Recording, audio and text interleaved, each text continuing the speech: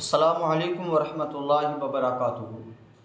آج ہم اور آپ بات کریں گے اخلاق رسول صلی اللہ علیہ وسلم پر کہ میرے نبی کریم صلی اللہ علیہ وآلہ وسلم کا طریقہ کیا ہے، سرکار کی زندگی کا طرز عمل کیا ہے، سرکار کس طریقے سے زندگی کو دنیا میں گزارا کرتے ہیں۔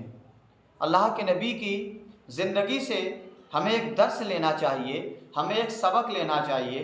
آج ہماری اور آپ کی اگر کسی انسان سے حجت ہو جائے، تھوڑی سی تو میں ہو جائے، اگر ہم اور وہ گرم جوشی میں ایک دوسرے کا مقابلہ کرنے کے منزل تک آ جائیں، اگر ہم اور آپ ایسا ہی سوچیں کہ وہ اور ہم آپ دونوں اگر ایک دوسرے کے مد مقابل ہو جائیں تو یہ ہمارا اور آپ کا طرز عمل نہیں ہے، یہ زندگی کا طریقہ نہیں ہے۔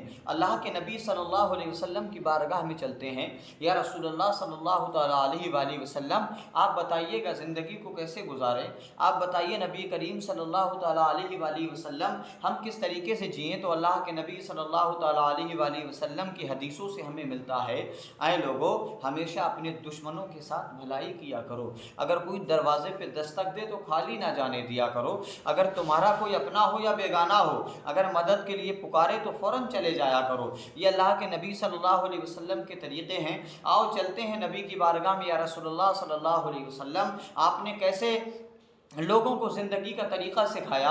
تو نبی کریم صلی اللہ علیہ وسلم کی زندگی ہمیں بتاتی ہے کہ حضرت ابو ہریرہ رضی اللہ تعالیٰ عنہ ایک مرتبہ راستے میں بیٹھے ہوئے ہیں، شدت کی بھوک آپ کو لگ رہی ہے، آپ کے گھر کھانے کے لیے کچھ نہیں ہے۔ راستے میں صدیق آئے، آنے کے بعد ابو ہریرہ انہیں دیکھ کر کہتے ہیں کہ صدیق میں آپ کو ایک قرآن کی آیت بتاتا ہوں۔ حضرت صدیق اکبر رضی اللہ تعالیٰ عنہ کہتے ہیں سناؤ۔ ابو ہریرہ نے سنائی، صدیق نے سنا، سننے کے بعد میں چلے گئے۔ عمر فاروق اعظم آئے، ان کے ساتھ بھی یہی معاملہ پیش آیا۔ وہ آئے، انہوں نے کہا کہ اے ابو ہریرہ آپ نے بہت اچھی قرآن کی آیت سنائی ہے، اللہ آپ کو دونوں جہان میں بھلائی عطا فرمائے۔ وہ بھی دعائیں دے کر چلے گئے، لیکن ابو ہریرہ کا شاید یہ مقصد تھا کہ یہ لوگ جو قرآن کی آیتیں سنیں گے، ان قرآن کی آیتوں کو سننے کے بدلے میں مجھے کچھ انعام دیں گے یا ایک وقت کا کھانا کھلائیں گے جس سے کہ میرا شکم بھر جائے گا، میرا پیٹ بھر جائے گا، لیکن ایسا نہیں ہوا۔ قربان جاؤ اخلاق رسول پر، ادھر سے نبی کریم صلی اللہ علیہ وآلہ وسلم آ رہے ہیں۔ اللہ کے نبی صلی اللہ علیہ وسلم آئے، آنے کے بعد ابو ہریرہ کے قریب رک گئے۔ ابو ہریرہ نے ادب سے سلام کیا تو اللہ کے نبی نے سلام کا جواب دینے کے بعد میں ارشاد فرمایا، اے ابو ہریرہ شدت کی بھوک لگ رہی ہے، چل محمد کے ساتھ، محمد تجھے کھانا کھلائے گا۔ سبحان اللہ، میرے نبی کی ادا دیکھیے گا، ابو ہریرہ بولے بھی نہیں، اللہ کے نبی نے پہچان لیا۔ ابو ہریرہ نے کہا یا رسول اللہ صلی اللہ تعالیٰ علیہ وآلہ وسلم قربان میں آپ کی نظر رسالت کے کہ آپ نے مجھ کو پہچان لیا۔ ابو ہریرہ اللہ کے نبی کے ساتھ گئے۔ اللہ کے نبی صلی اللہ علیہ وسلم نے گھر جانے کے بعد میں لوگوں سے کہا کہ کچھ کھانے کے لیے ہو تو لے آئیے گا۔ اندر سے آواز آتی ہے یا رسول اللہ صلی اللہ علیہ وسلم کچھ نہیں ہے، صرف ایک پیالہ دودھ کا رکھا ہوا ہے۔ اللہ کے نبی نے کہا وہی لے آئیے گا۔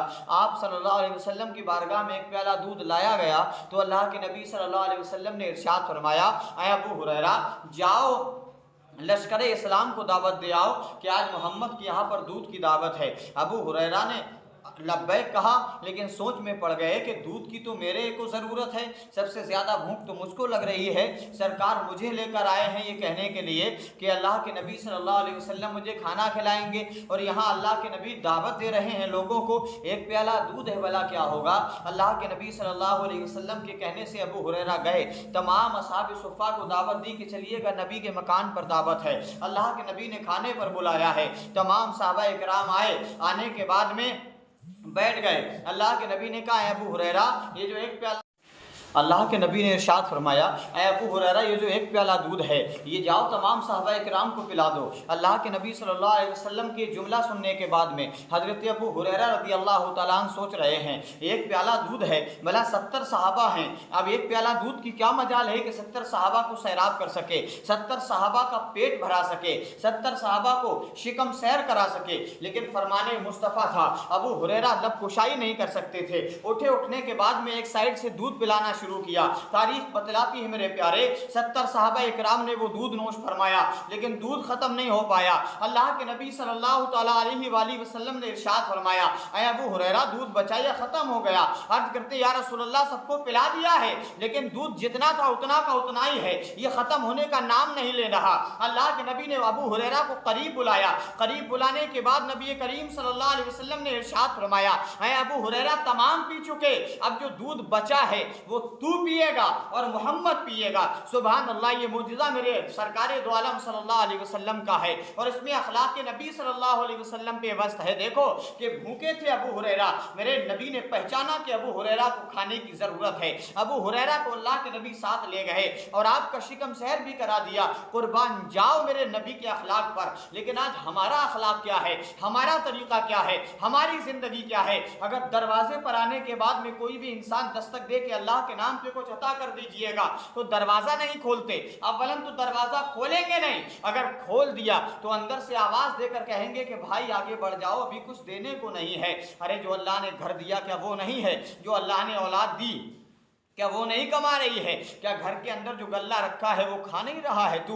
گھر کے اندر تیرے جو پیسہ موجود ہے کیا قبر میں ساتھ لے جائے گا؟ کب تیرے کام آئے گا؟ ہمیں اور آپ کو سوچنا اور سمجھنا چاہیے کہ ہمارے پاس اگر تھوڑا سا بھی غلہ رکھا ہے اس میں سے تھوڑا سا اگر عطا کر دیں گے تو ہو سکتا ہے کہ شام کو کسی کے بال بچوں کے کھانے کا انتظام ہو جائے، ہو سکتا ہے کسی کے بچے کھا لیں، کسی کی بیوی بھوکی نہ رہے، کسی کی آس اولاد ہمیں بد دعا نہ دے۔ اگر وہ ہمارے دروازے سے کچھ لے کر جائے گا ہمارے لیے دعائیں دے کر جائے گا، ہماری اولاد کو زندگی کی دعائیں دے کر جائے گا، اس کی اولاد کھانا کھائے گی وہ بھی دعا دے گی۔ میرے پیارے ادب کے ساتھ میں محبت کے ساتھ میں گزارش ہے اگر دروازے پر کوئی آ جائے مانگنے والا تو خالی مت لوٹانا، میرے نبی کا اخلاق دیکھنا، خدا کی راہ میں دینا سیکھو۔ اگر ایک دو گے تو اللہ 10 دے گا، 10 دو گے تو 70 دے گا۔ صرف کہنے کا مقام یہ ہے میرے بھائی جس قدر ہو سکے اس قدر اللہ کی راہ میں خرچ کرتے رہیے گا۔ اللہ ہم تمام کو حوصلہ عطا فرمائے اور ہماری کمائیوں میں برکتیں عطا فرمائے۔